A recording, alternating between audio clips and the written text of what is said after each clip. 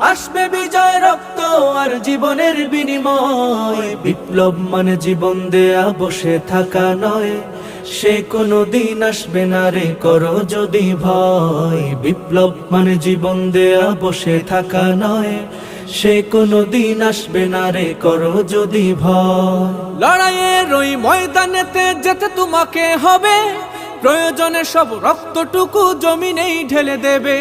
লড়াইয়ের ওই ময়দানেতে যেতে তোমাকে হবে, প্রয়োজনে সব রক্তটুকু জমিনেই ঢেলে দেবে।